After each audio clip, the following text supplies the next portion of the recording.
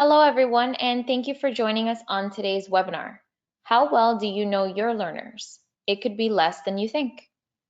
Our presenters today are David Wentworth, Principal Learning Analyst at Brandon Hall Group, and Mike Martin, Head of Customer Experience and Learning at SAP Litmos. I would like to extend a thank you to SAP Litmos for sponsoring today's webinar. SAP Litmos solutions are the future of rapidly implemented training for the customer-focused enterprise.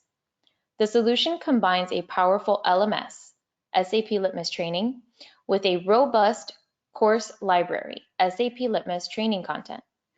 It enables targeted learning, boosts employee experience and loyalty, and protects the brand by keeping the organization compliant. By engaging learners right in the flow of work, SAP Litmos solutions empower personnel with knowledge that drives a better customer experience, improving KPIs across the enterprise. Now, for those of you that aren't familiar with Brandon Hall Group, we are a research and analyst firm that empowers excellence in organizations around the world through our research and tools. A quick mention that we have several certification programs currently open for enrollment, including our Certified Learning Strategist program. Visit certification.brandonhall.com for more information. Your participation in our surveys is one of the most crucial components of our research. So if you see any surveys on our schedule that you'd like to participate in, it's always greatly appreciated. And all participants do receive a piece of complimentary research once the results have been analyzed. You can visit our main website, www.brandonhall.com, and click on Open Surveys for the latest list. And finally, a few logistics. This presentation is being recorded. The recording and the slides will be provided to everyone within 24 hours of the webinar in a follow-up email. If you would like to ask a question, please do so by typing it into the question box for our presenters. And finally, if you would like to download a copy of the presentation instantly, you may find it in the handout section also on your control panel. And without any further delay, I'll turn it over to Dave so we can dive right in. Awesome. Thanks, Melissa. And hey, everybody. And so glad to have Mike joining me today, and also all of you. And so get yourself familiar with that question box, where that is. That's the way you're going to be able to communicate with myself and with Mike today and ask us some questions. We hope to have you as part of our conversation today as we look through the results of a study that Brandon Hall Group did with SAP Litmos very recently.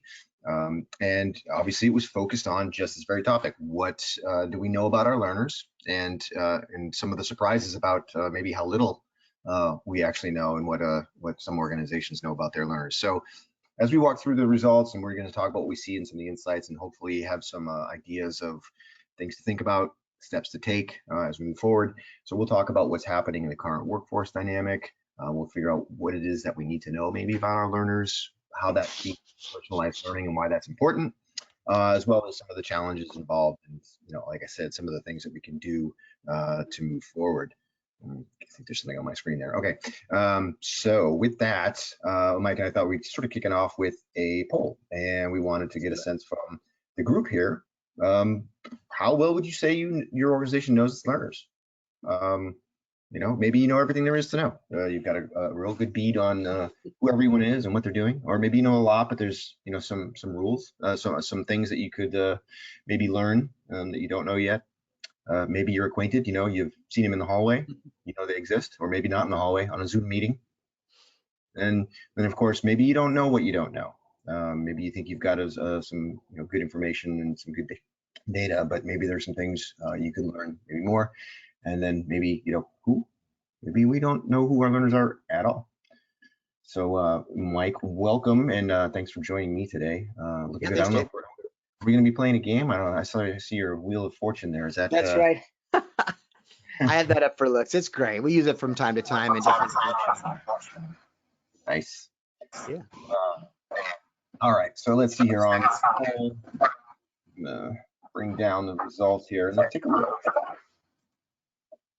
Well, so the two big groups are folks that are acquainted with their learners. They know some things about them, or that they know quite a bit, but there's not everything.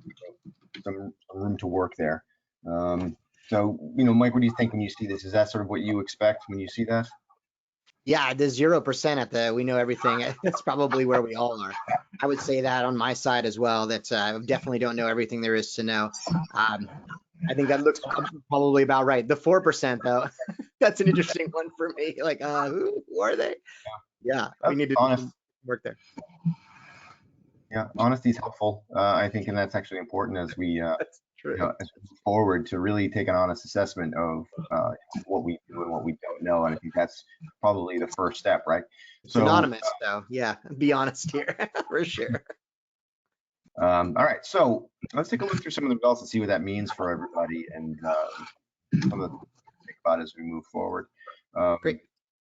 All right, so, and Mike, I'm getting some noise background maybe on your end. I don't know if Yeah, it might. I don't, let me check. Let me see if it's me. No problem. So, one of the first things we asked, and given obviously what's going on today, I think everyone's well aware of the environment we're all working in. We wanted to get a sense of what percentage of your learners, for those audiences that you're looking to reach, what percentage are remote.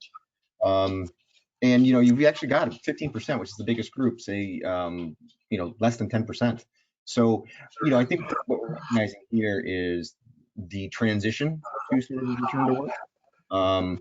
One thing that we've seen from this study and others that we've done is that we know that the pendulum will swing back, but it won't swing all the way, right? So we went from maybe not a lot of remote work prior to the pandemic to suddenly overnight everyone is remote if possible.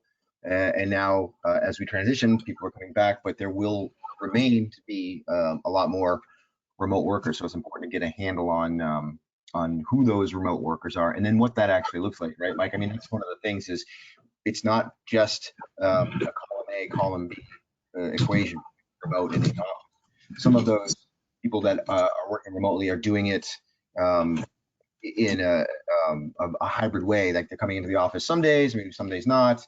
Maybe there's a set schedule, maybe there isn't. Maybe some of these remote folks are working their own hours now because they're working from home, so they're getting their best work done at 2 o'clock in the morning as opposed to 2 in the afternoon, say. I mean, are you running into that? You see that in some of the clients that they're dealing with this new dynamic? Yeah, and David, yeah, I am hearing the background too, but it wasn't me. I muted myself, so I'm not really sure what's going on. But let's Okay. just play with it and we'll see what happens. Yeah, I mean, even here at SAP, as you know, we have 100,000 employees, and the commitment from leadership was to let people work as they need to now. And so the idea is that they call it the flex program, right? So even at companies this big, right, they're looking at it and saying, okay, if you want to come into the office a couple days a week, you can. If you absolutely want to just stay at home, that's possible as well. So we're seeing that that companies are adapting, and again, I think it was pushed a lot by the pandemic, and obviously having to change. It wasn't a want to, but then seeing the benefit of it as well. But I think learners still, like myself, for instance, I'm going to go into the office for the first time in a really long time next week, and I'm actually excited. I'm going to go do some filming and do some other things, but I, as a learner, enjoy going in and meeting other people at least once or twice a week, a month, something. So but it just is what I love about it is that people have the flexibility to be able to. That's very specific to us, but I think a lot of other companies are doing the same and seeing that it's now the landscape has changed. It's not an either or, it's a and both, and a lot of gray area in between the stay at home versus come into the office all the time. Yep, absolutely. And so some of the other things something that feeds into that too, right, is this sort of idea of the mobile worker. I don't necessarily mean that people work constantly on their mobile device, all that obviously plays into this, but this idea that this person doesn't necessarily have a single spot in which they work, right? So they're on the move, they're outside of that home office or the traditional office, on the road, the deskless worker.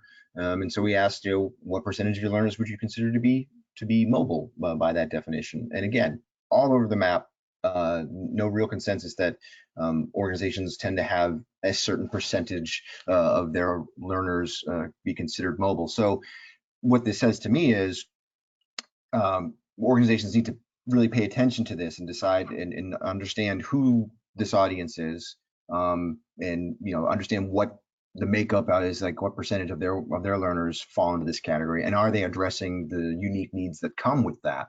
If it's just a handful, a couple of people, are you making specific concessions or considerations for them? Or if it's a large group, are you building your programs around that? This is something else that I think organizations need to think about. And like I said, it's not necessarily about them simply learning on mobile devices, but often in that deskless environment or on the go, we have to really take that into consideration, that we are able to deliver some sort of mobile learning experience for these types of learners. Yeah, I think you're spot on. I think this also goes to that learning and the flow of work that it seems to be very popular this year. The idea of, I mean, it's popular all of the time, but really starting to look at how can we put those learning moments right in when they need it. I used to work for a tire company, and that was one of the biggest things, was to be able to pull these people off and out of the bays, right, to go and take training was very difficult. But if you could have it for them right there when they needed it, while they're in the moment, that was the actual best thing that we found for those types of learners that don't sit at a desk like I do.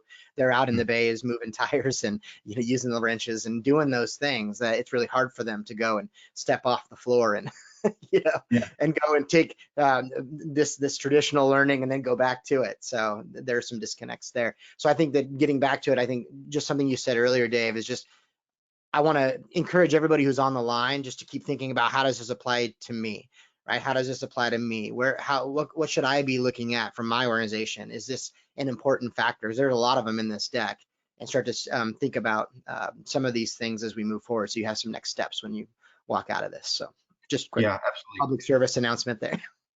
Yeah, that self-reflection is important, I think, because like in this particular case, I think a lot of times when you look at data and research, and I know the data that we produce, and you start to think of these things in the abstract, you think of an organization, you think of percentage of workers, there's this image of who that person is in your mind, and it's typically somebody in an office building sitting at a desk.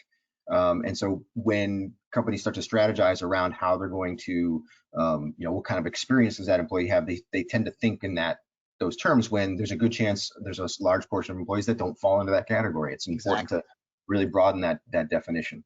Yeah, and be really clear on why you need what you have, right? Some people, we see it a lot, right? They say mobile learning and everything has to work on the phones, and then I ask why, and they say, well, because, I mean, it's just a thing, right? Right.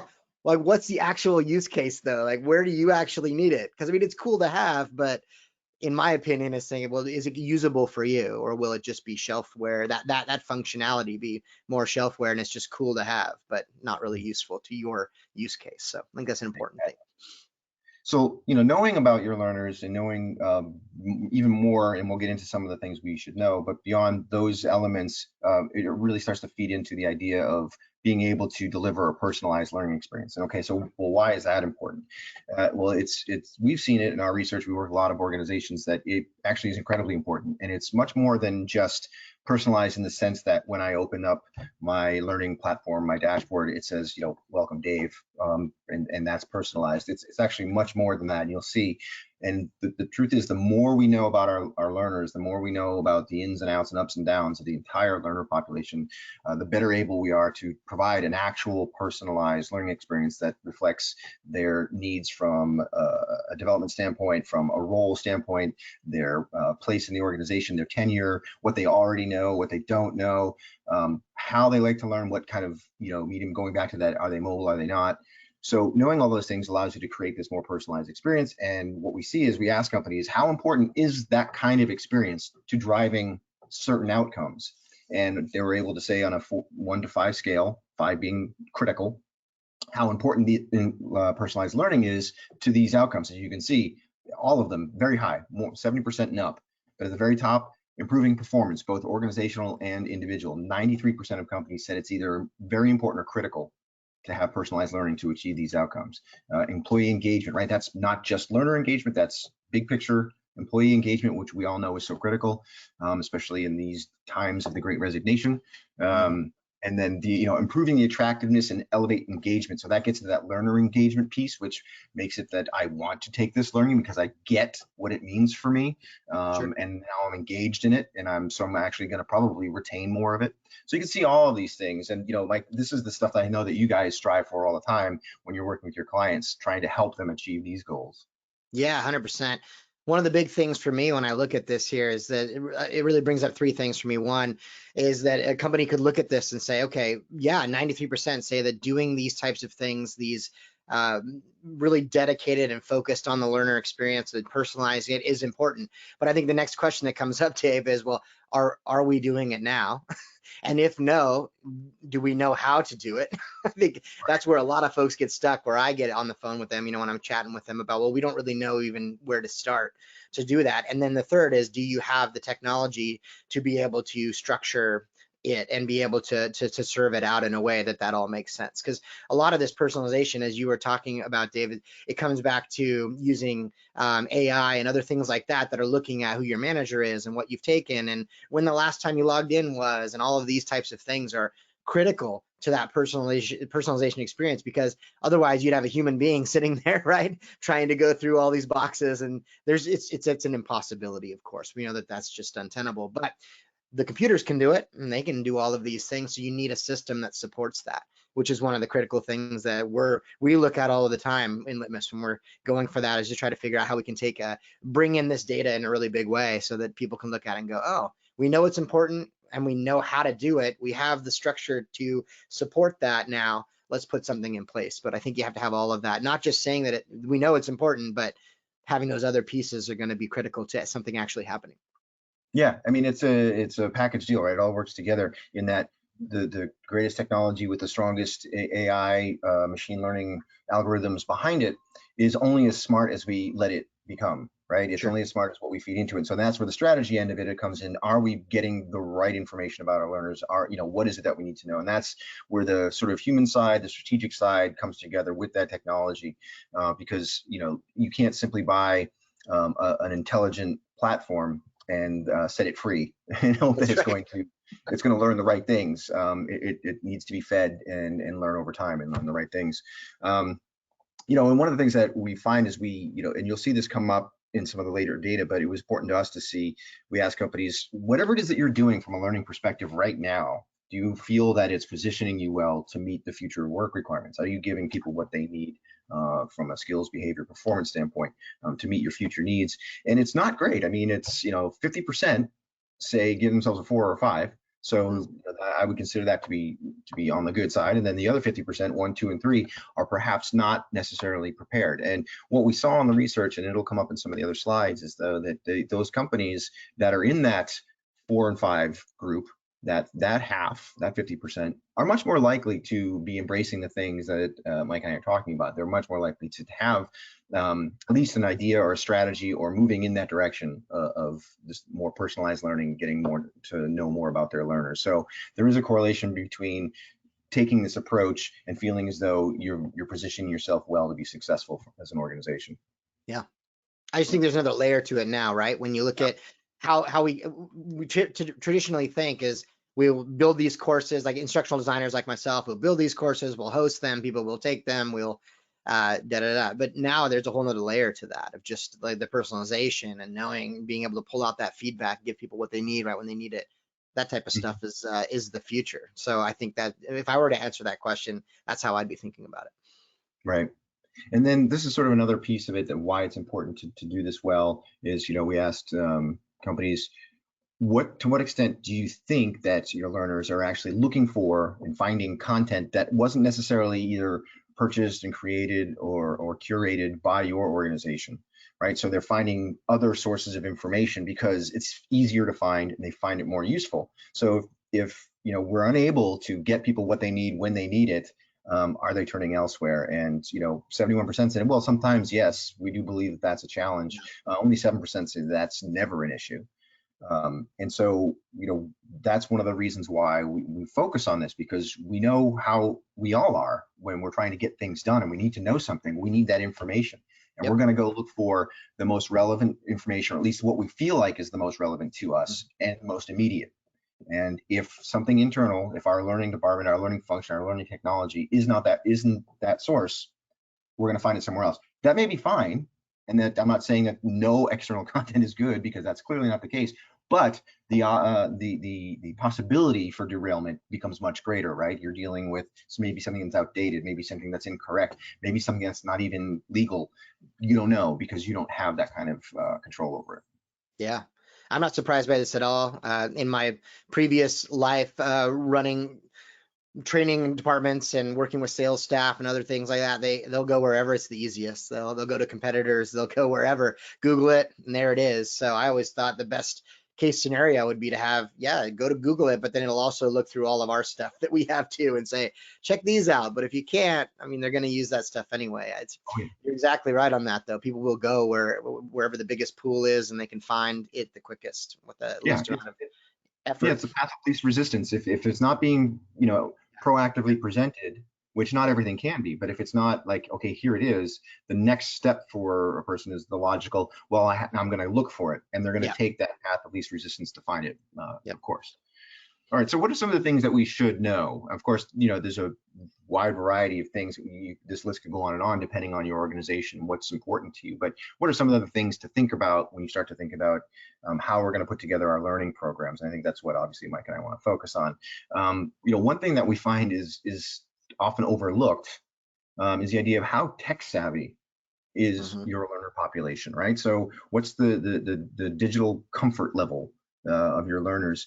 And as someone who does a lot of research that focuses on technology, and then Mike, obviously your life is technology, you work for a technology provider, we tend to get wrapped up in this idea that whatever, we're always trying to look 10, 20 miles down the road, right, Mike? And we're thinking of what's the next best, greatest technology, when in reality is the stuff that's available now might not have the adoption rate that we think, right? We might think that people are just constantly consuming all of this type of technology that we're talking about. And I find whenever back in the good old days of in-person events, if anyone remembers, I would go to these things and I would be brought back to reality by some of the questions from people that were there around technology that, oh, maybe we need to dial back our assumptions on what people are comfortable doing, what they're using. And so, we said, what percentage of your learners, would you think are tech savvy? And even for companies who have said, okay, I'm going to, take an estimate of what I think that is, you can see that we're not all in the, 70% plus range, right? I mean, you've got quite a lot of activity below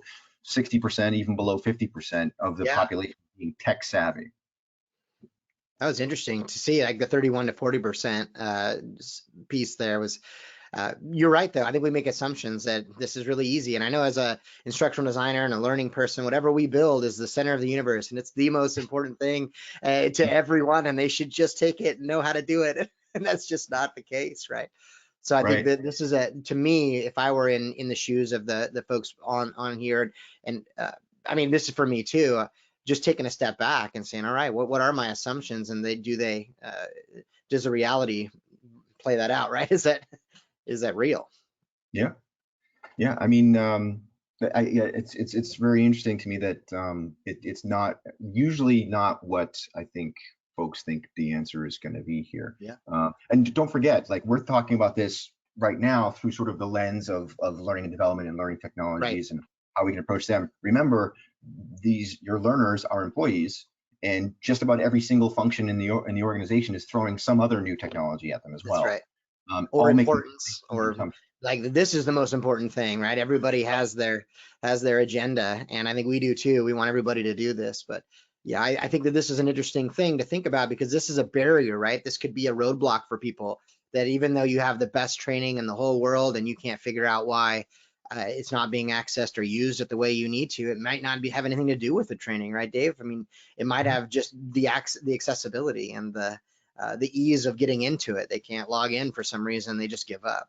We've seen that quite a lot. So I think there are multiple pieces to that, and this might be one to look at. For sure. This one is obviously very current, this idea of how familiar are you, and I mentioned this at the beginning, with when a learner is actually learning. Is it normal work hours? Is it after hours, work days, non-work days? That sometimes that can be wide open to the employee. Other times, if say maybe hourly employees, that isn't an open conversation. It's very specific as to when those are. But do we know when these things are happening? And especially now in the current environment, like we didn't ask a question like this in previous years. It'd be really interesting though, in my mind, to see, like, in 2018, what the response to this would have been. I think we would have had a little bit more on the familiar, very familiar side, but now it's a bit of a free for all now that we've got so many remote workers. You know, organizations aren't necessarily sure when people are working, let alone when they're going to be learning. And then not only when, but what kind of an impact does that have on their learning, right? Are we adjusting how we present it? Is it having an impact on how they're able to absorb it? Does the current environment, the content that we're putting out there, does that meet the needs of someone who might be doing it at these different times? So I think, again, trying to get a good picture of what does our real, you know, we call it right now, we're calling it like a hybrid workforce. Let's be honest, it's just the workforce, right? It's just, that's what the way it's going to be moving forward. Do we have a good sense from an organizational standpoint where everyone is, when everyone is, what segments of that are settled, sort of, you know, permanent, and then what part of that is in flux, and what kind of flux is that in, and try to get a good picture instead of just assuming it's all either solid and, you know, or assuming that it's all completely, you know, scattershot. Trying to nail down what it looks like, I think, is going to be very important. Yeah, 100%. I think the only big use case here of just you absolutely needing to know that when they're learning is, like, again, going back to that the tire store that I worked at, right, is that all of their folks, they had to do everything they did in the business. They couldn't take it home. They weren't allowed to be on there. Yeah, it's because of overtime and all of those types of labor loss. So for that instance, right, of course you need to know. But then it's a heady question for me, because I wonder, I'm thinking, well, what if somebody pops in at 6 or 7 at night and does things? Is that okay? I don't know personally. Yes, no, it'd be interesting to know, and then try to start making some assumptions, or not assumptions, making some strategic decisions based upon that. Because I don't know, I think everybody on this call probably pops in and out of things and works when they're most effective. Yeah, and if that's the philosophy, and it can be a good one depending on what the culture is of your organization. Are you able to address, you know, meet those needs then, right? Is that what you're doing? Make it so that Mike can pop in at 6 p.m. and grab what he needs in that moment. So one of the other things then is, do you know what the personal and professional growth objectives are of your learners? And this one was a little sad to me because it's so low. It's more than 50% are saying either somewhat or not familiar with the personal and professional growth objectives of the learners. So what that says is there's not a lot of, let's say, learner-centric thinking going into the material, right? What are we after here? Not saying that all of the learning needs to be built based on each individual's specific needs, but yes, you've got your business objectives, but then how do those coincide and how do those work with the growth objectives of the learners?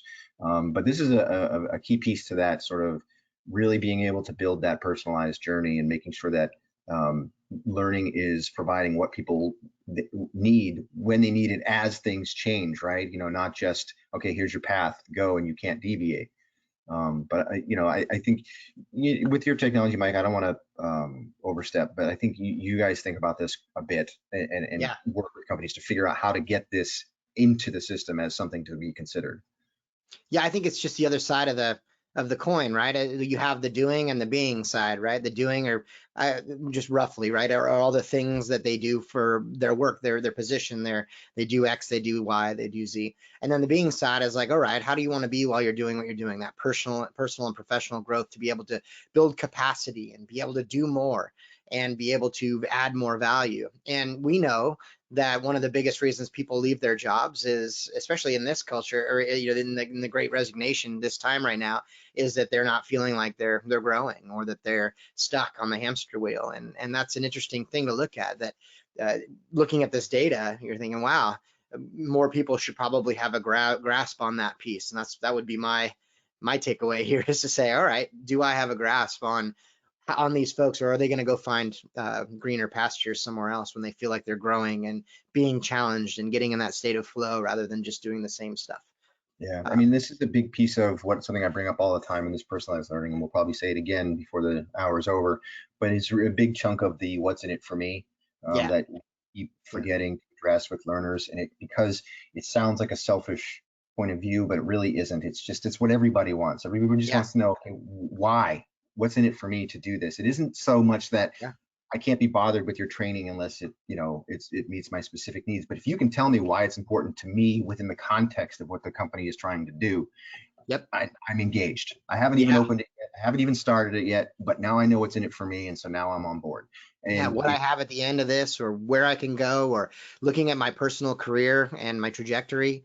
I mean, yep, because right now it's tough, and we all know it. You can see it when you walk around your downtowns and such. I was just in Jackson Hole, Wyoming, the last few days, and the downtown area, every single window had for competitive wages, and like they're all competing against each other for these folks to come and work there. So now more than ever, I think people have the opportunity to just pick and choose and say, all right, well, what do you got for me?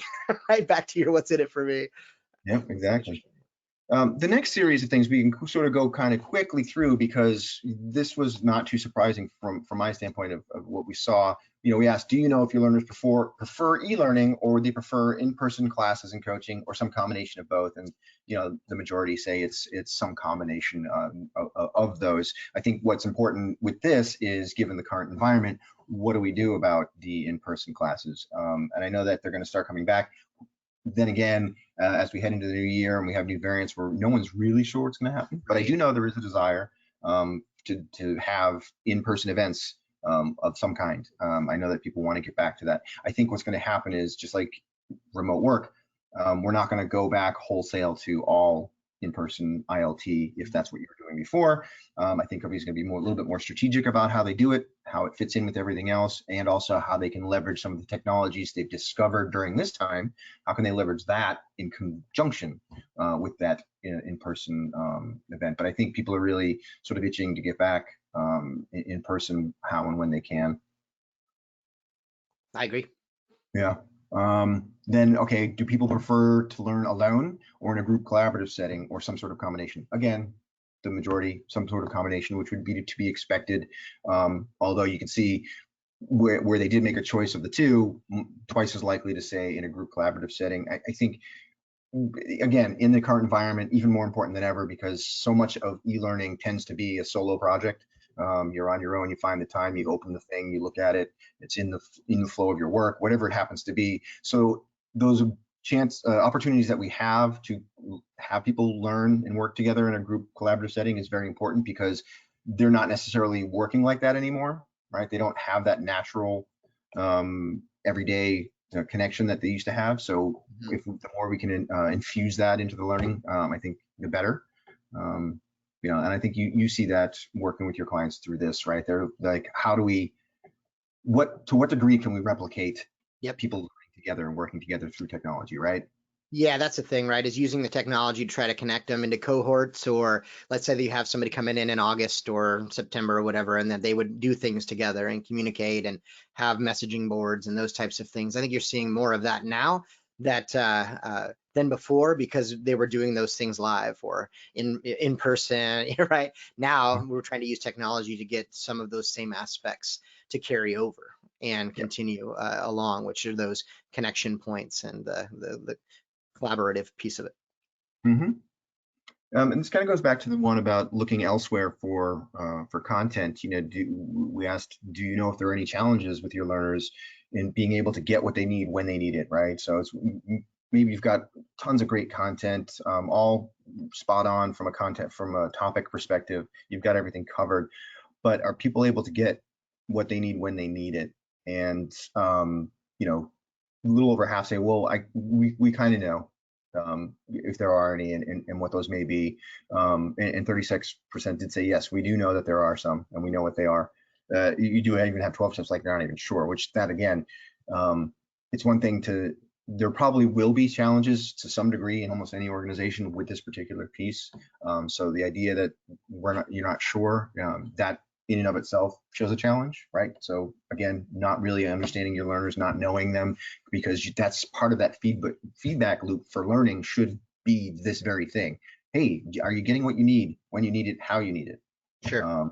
And find that out. And it's, on that surface level, it's something that's relatively easy to gather. And then it's a question of how do you use that information and how do you stay on top of it moving forward. But yeah, we make a lot of assumptions. So it's in our interest for sure to go back and make sure that we know these types of things. I like this one. How often have you engaged learners in helping with the development of content that they want to consume? Right. So Are we reaching out to find out, hey, should it look like this? Should it look like that? Should it include this? What kind of format should it take? What kind of modalities? Are we reaching out? Are we taking in any of that learner feedback? And 13%, we have not done that. And then you have 44% sometimes, and then the rest, do it most of the time or all the time. So it's not terrible, but without some sort of learner feedback input, the idea of being able to align the learning strategy with individual performance outcomes becomes much more difficult. I think we need to open up to some degree. Look, and I get it that you can't just, it's not a free for all. You can't just take every single suggestion that ever pops up from every learner. You got some very large organizations, but it's important to open that up, even just from a standpoint of, hey, we're trying, we're listening, and then things will surface that perhaps the L&D team hadn't thought of, and you start to see trends and themes. But what do you do when you talk to companies about this, Mike? About that, like, what do the actual learners want? Yeah, it's an interesting one because it feels like the reverse of one earlier, right? That if we were to ask this question a different way and say, do you think it's important that learners engage and help develop content, and that you'd probably off the charts, you'd be in the 90s again. I just, my assumption anyway, is what I would say. But then I think when it gets down to the nuts and bolts of doing it, that's where the roadblocks are, right? Okay. So if we did that and we had people go ahead and put content in, what system are they going to use to do that? How will we know if it's good content? How will we curate it? How will we give feedback to it? Who's going to watch it and make sure that, so there's all these different challenges that I think us L&D folks go, oh, all right, well, maybe I don't know how we're going to do it. I like the fact I want to do it, but I don't know how we're going to do it. That's why, again, in the Litmos, one of the things that we're trying to do in the Litmos product is to really provide those opportunities for people to have the software to be able to say, okay, submit it, and then we'll have someone curate it or look at it and give you a thumbs up or down, and then launch it and those types of things. But it's super important. I think that the answers are all in most organizations already, and they're just locked inside different heads, and we haven't figured out a really awesome way yet to pull it all out and bring it together. But to me, I think the answers are there. So when I used to be a consultant, I'd get paid money, big money to come in or whatever. And I'm like, well, I think you know all this stuff already. It's just about trying to coordinate how to get that out of there. Yeah, I mean, it's funny to me. Yeah, you talk to any organization about their talent pipeline and how they hire and they'll tell you, we get the best candidates, we hire the best people, Right. best culture. So clearly, then there's some knowledge and insight that's locked away somewhere all Yep. across the organization. So how are we allowing that to come out? Are we actually tapping into that?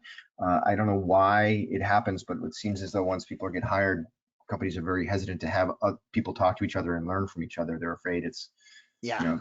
be the right thing, but there's vast amounts of untapped knowledge, I think, in any organization for sure. I think that's the win. Whatever company out there can do that the best, tap into the resource and all of the amazing talent that they have already. That's the company that's going to win, right? It's not about seeking outside the company for all these pricey consultants and stuff. It really isn't. It's about seeking a path inside the company to utilize everything you already have. Because I bet you it's there. It's just hard and it's untapped. It's hard to get to it because of some of the technological change or challenges or the procedural process type stuff. So yeah, just my thought on that. That's my 2 cents. Yeah. So we asked, what's keeping your organization from doing better with personalization of learning? So again, this is a 5-point scale. So the companies that say gave it a 4 or 5, meaning it's high on that challenge scale. These are all relatively obvious, but if we put them up here, the idea that it's like most things, time and money. If we had more time, we had more money, we could figure this out. But 64% found that there's a lack of priority to do this. And I think if you go back to the data around the impact that personalized learning has on things like individual performance, organizational performance, employee engagement, on and on and on, I think you can recognize this probably maybe should be a little bit more of a priority. Now, that's not saying that that the learning function doesn't see it as a priority. They're just recognizing that organizationally, right, it's maybe not as much of a priority. So that's a challenge for them to move forward. They maybe don't have the capability, so that's a technology and a skill set issue, right? Maybe we don't have the right people in the right places from an L&D standpoint. We don't have the technology to execute on that. But some broad issues there. But when we get into some more specific things around what's really getting in the way, there was a very long list, actually, much longer than this that's up here, but I wanted to highlight some of the very top ones of things that are, okay, what's the most challenging to personalization at scale? And so, I mean, some of these on here are near and dear to both Mike and I's hearts, right? So I think there's this piece of the first one that came up. 85% of companies said that this was either moderately or extremely challenging. And so that managers are just not very good coaches, and they don't actually know what their employees are learning. I think we'll dig into this in a little bit here, but I know that the manager role is something that Mike and I have talked about with each other before. But then right behind that is something that we've already been talking about, and I know it's we're on a technology-sponsored webinar, but the truth is, to get this right, this is one of those things where technology isn't necessarily a fad; it's the driver behind the execution on this thing. And if you don't have the tools in place to do it, you're going to continue to deliver the way you always have been, which is sort of coming down to that 68%, right? We believe this one-size-fits-all approach, that's enough, that's good. And the chances are that's because that's the way you've always done it. Those are the tools that you've got in place. Right. Right. And so that's how we're going to moving forward. You know, you see the others, we don't have a good handle on our learners, what they need, what drives them, or how to effectively and efficiently reach them. I think we've seen some of the individual items previously that lead to that. So it paints a picture here of what are the things that companies should focus on to move forward and get through this. And I think we'll touch on some of these here, Mike. We'll talk more about them through here. So let me move on to this piece, right? Talking about how do we move forward. So from a bigger picture, we asked companies, what are you doing to improve personalization of learning? So the biggest one is, well, we're adopting new processes, and that can be a lot of different things. Processes for incorporating much of the elements that we just talked about, a lot of the data, right? So those kind of processes for the way we build and design content. Trying to get a little bit more agile, a little bit more iterative in the way we do it so that we can move with the ebb and flow of the business. Another step, right, we saw that prioritization was an issue, so we're trying to elevate the awareness and the need and the importance of personalized learning in your organization. The technology was a challenge, right? So what 67% say, well, we're going to be making technology evaluations and selections to help solve for this problem. Even 35% say we're going to get some new skills, right? So if you combine the last two, retraining the people that we already have for new skills, right? So we always talk, and you hear these terms a lot lately, reskilling, upskilling. L&D needs to maybe take a little internal look and see what kind of upskilling and reskilling that as a function that they can do, and do we need to actually, hire some new people in those places where we can't readily upskill or reskill people. But I think that's another conversation that's been going on quite a bit for the last couple of years, is what is the skill set that goes into the L&D team to make all this happen? Indeed. Yeah, look at the second one, just the elevating the awareness of need. That's a big one there, right? I mean, I want to just point to one of them, and that's the one. It'd be about getting the support from the managers and the leadership and all the way to the top, right? Because a lot of times I will talk to folks that are super excited on their level, the L&D level, to put all this stuff, but it's a side project seen from leadership, and that's a real big struggle. Keeps people from stepping into this and putting resources behind it. Even though we know the gain on the backside is it's so worth it, but sometimes we have to be salespeople too. Yeah. Well, and to be able, and this is where like the kind of the research that we do and it comes into play, is being able to come to those business leaders and be like, look, this isn't about making learning cooler, right? Or having everyone go neato.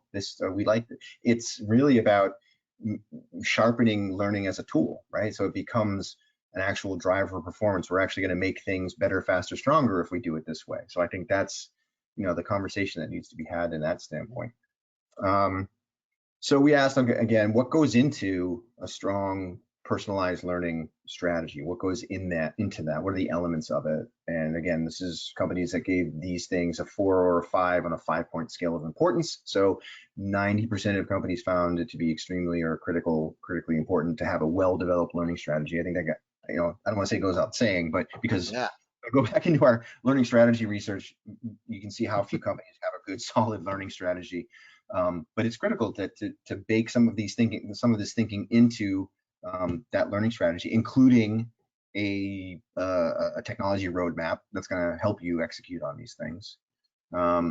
And then you can see like aligning learning with personal and professional goals, aligning learning with business outcomes. So we've talked about that quite a bit already, but that's, without that alignment to those things, you can't really expect that learning is going to impact those things on the other side, right? You're just hoping for the best, and that's not a great strategy. The frequent feedback by coaches and managers and mentors, that's a big piece of this. The ability for learners to communicate with each other, either by rating the learning, being able to say, this is good, this is bad, this helped, this didn't, whatever it happens to be. Even recognizing and rewarding learners for their learning. And I know that doesn't have to necessarily be cash rewards or what have you, but just, moving learning from that category of here, do this because I said so, to this, do this because it's meaningful. And by demonstrating our commitment, we can either socially recognize or some other reward, some other point system, something that recognizes, look, this is important to us as an organization, right? So demonstrate that. Yeah. Having that manager role, I think we'll talk a little bit more about the managers, but having them understand what their learners are learning, so getting them more involved in the process. A broader blend of modalities, we talk about that quite a bit, but it goes back to that.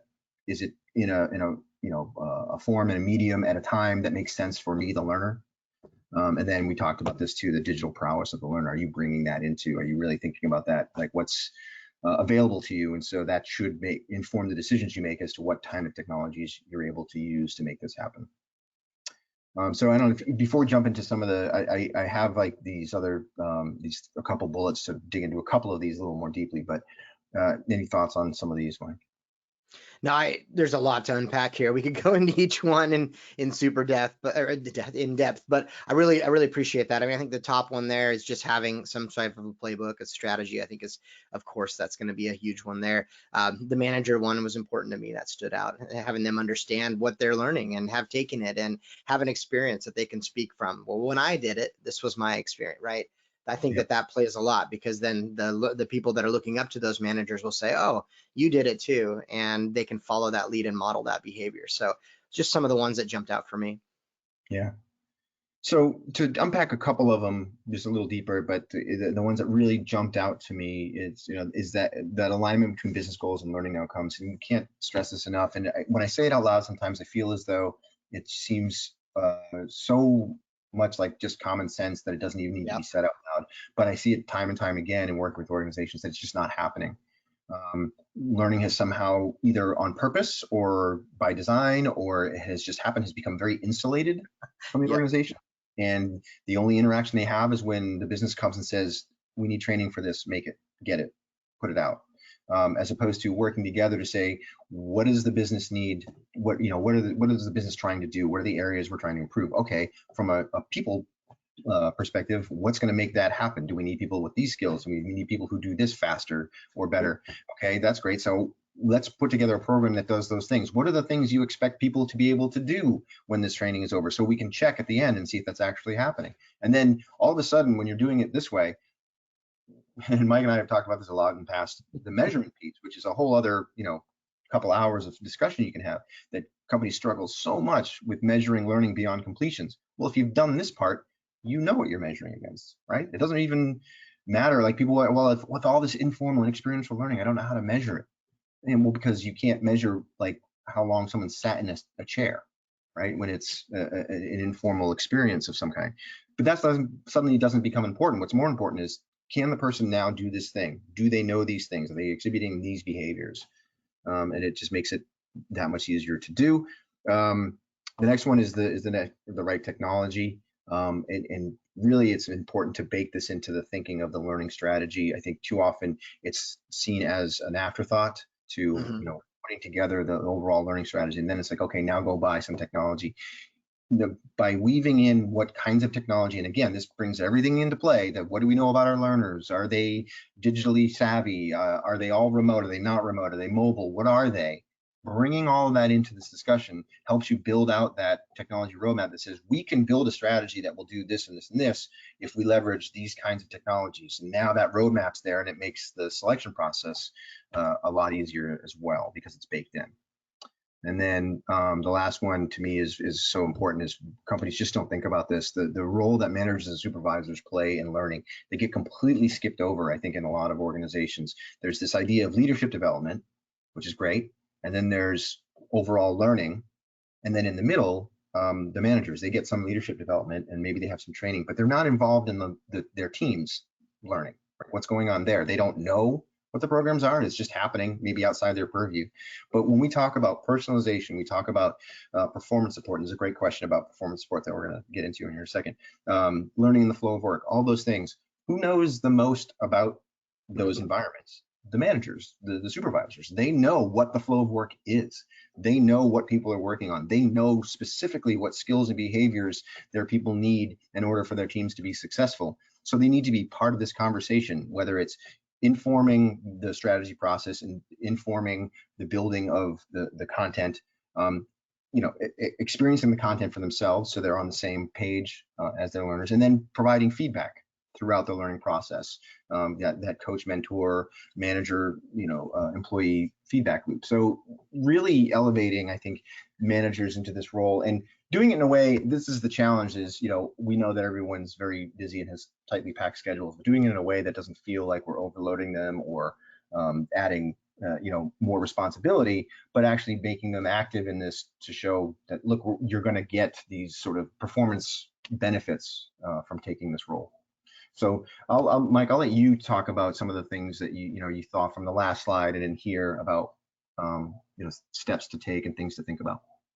I think you did a really, really great job summarizing that and hitting a lot of the big points. I think starting from the last one first, the managers and supervisors are not critical. They're the most critical role.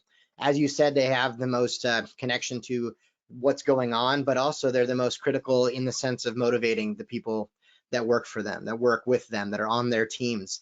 Because let's say that I have 3 managers.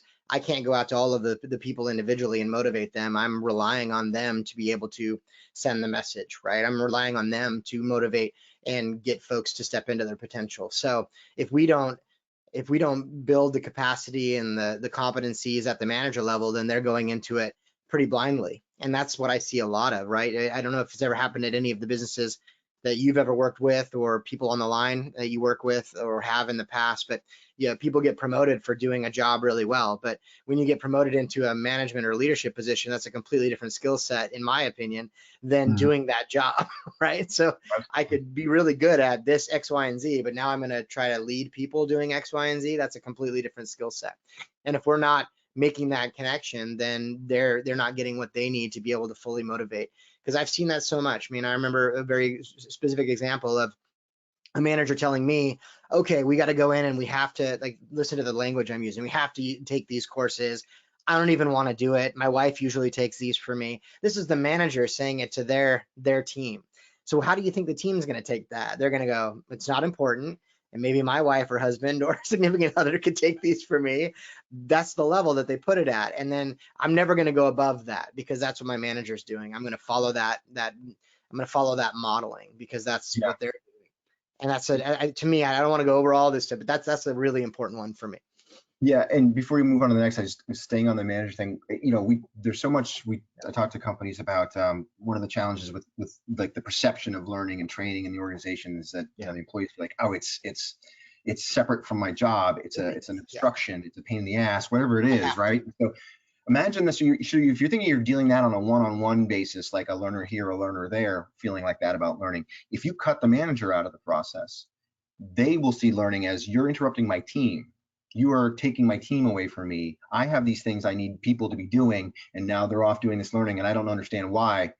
If they have a negative perception of training and learning, that will disseminate immediately through the rest of the group. So you're not dealing with an individual here, an individual here. You're dealing now with teams of people who are being told that, you got to do this, but it's a waste of time. And so by ignoring that role that they play, by cutting them out, you're inadvertently creating that environment. In many cases, I don't want to overgeneralize, but we definitely see that happen. Yeah, that context is so necessary that the leaders know why, because then they'll push that context and say this is the reason behind it. I never reach out directly, by the way, to individual learners. It's always through the managers and get them excited about it so that they can go and be that and keep the thing going. But again, it's about that context.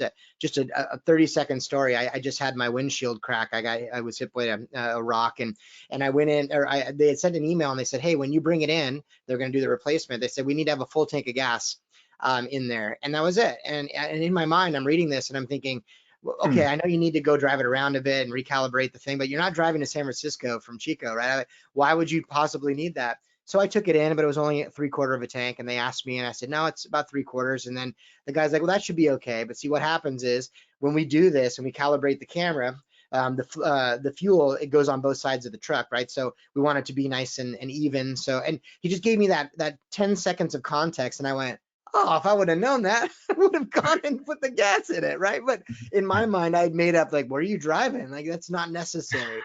But just a quick little anecdotal story there, right? That it's just, if he just would have said that in the email, because this helps when we do, oh, got it.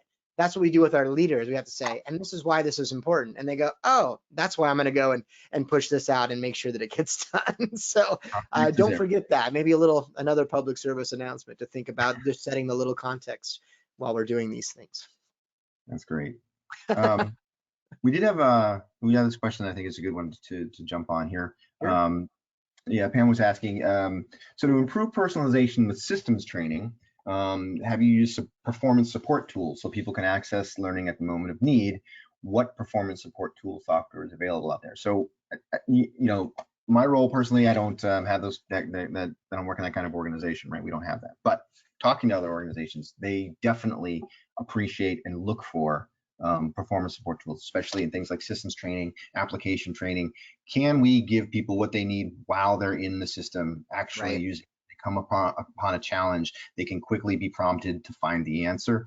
Yep. Yes, companies definitely want that. They use that, they need that. And I think there's a ton of performance support tools. I think now in the context of the way new learning technologies are, and I know that SAP Litmos is very much like this, you know, when we talk about learning in the flow of work, it's very much reminiscent of the idea of performance support. It's, you know, one and the same, maybe, depends on how you want to look at it. But so the ability to create learning experiences that are focused enough and small enough and, you know, targeted in this idea of personalization, so that you can connect a person because you know who they are, what their role is, what tools they'll be using, what systems they'll be in.